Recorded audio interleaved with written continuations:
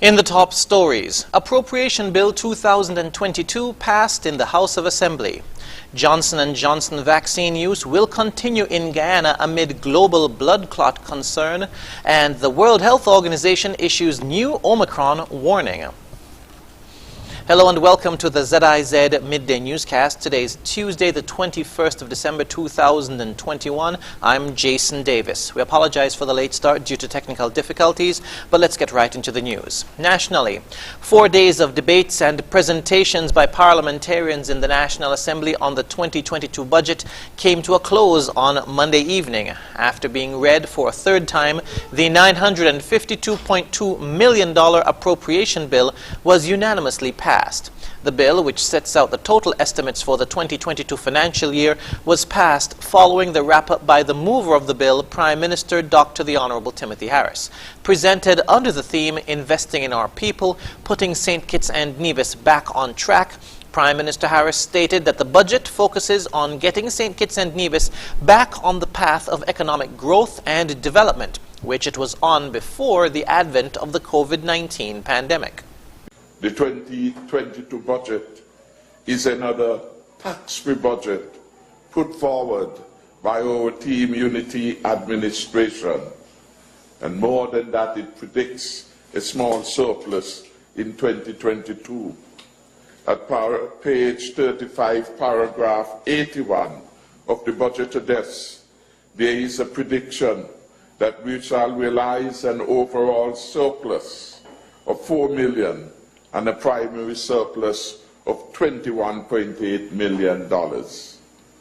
For such a budget to be delivered at this challenging time, when governments all over the world are struggling to pay their bills, this is a welcome relief, and it speaks eloquently to our prudent fiscal management.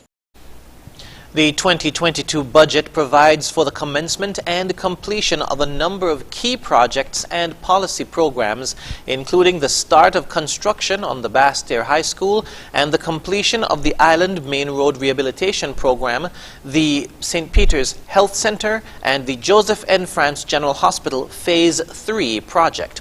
The budget will also ensure the continuation of several social safety net programs, including the $500 a month Poverty Alleviation Program. The legacy of the Honorable Malcolm Earl Gishard, affectionately known as Gish, was memorialized when a multi-million-dollar park at Penny's was officially opened and renamed in his honor at a ceremony on December 19. In his remarks, Premier of Nevis, the Honorable Mark Brantley, noted that the idea of the park was conceptualized by Mr. Gishard more than 20 years ago in the NIA, where he served as the first Minister of Tourism. He also held the position of Deputy Premier and several other ministries.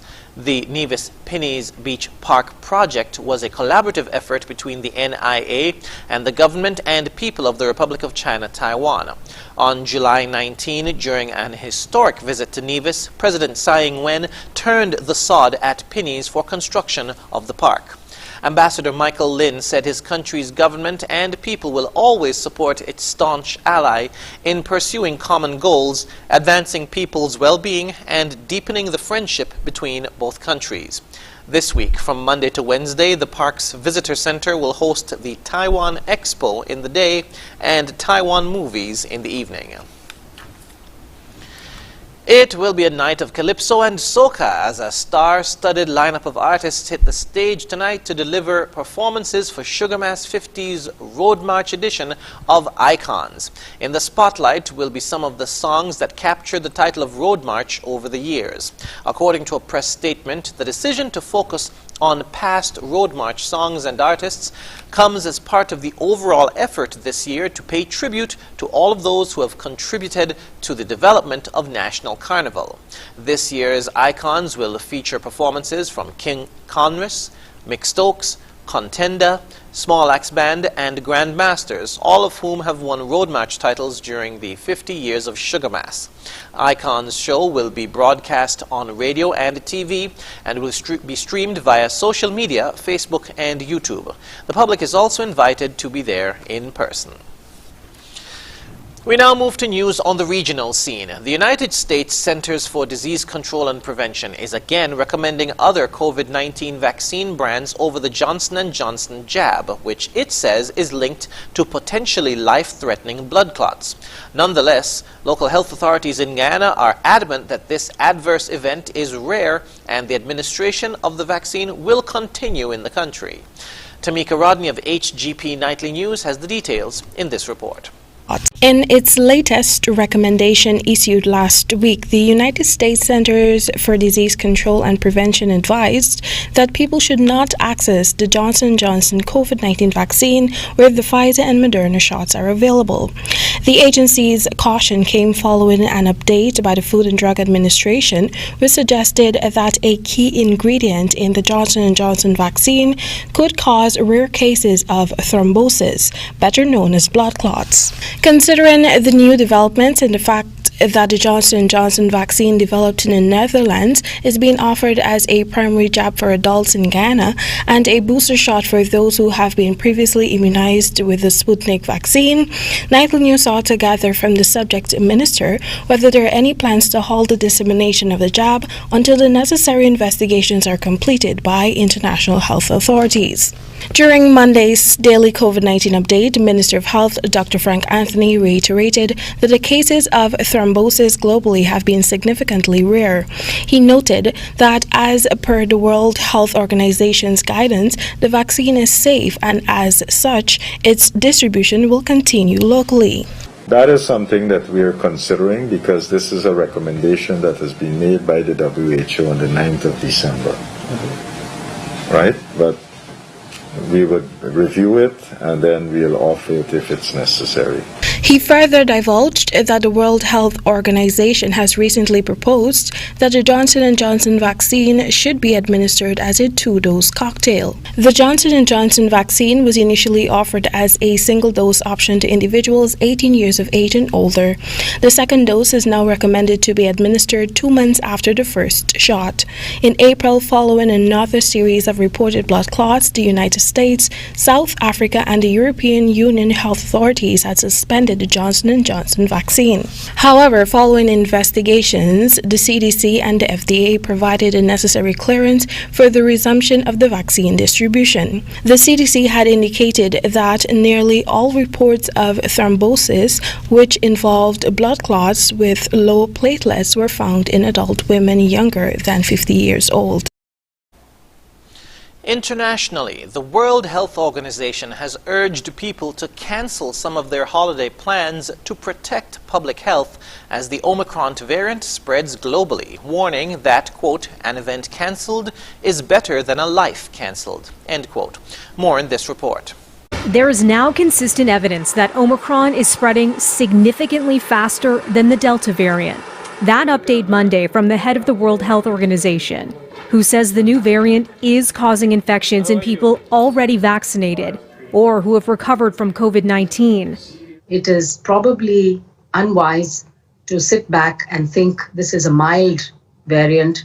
It's not going to cause severe disease, because I think with the numbers going up, all health systems are going to be under strain, and they already are in many countries. The WHO's chief scientist urging patients with more still needed, she says, to be learned about Omicron and the protection offered by vaccines. If you have a huge number of infections and even a very small proportion of them are going to be sick, you'll still have enough sick people to fill up hospitals and to overburden the healthcare system.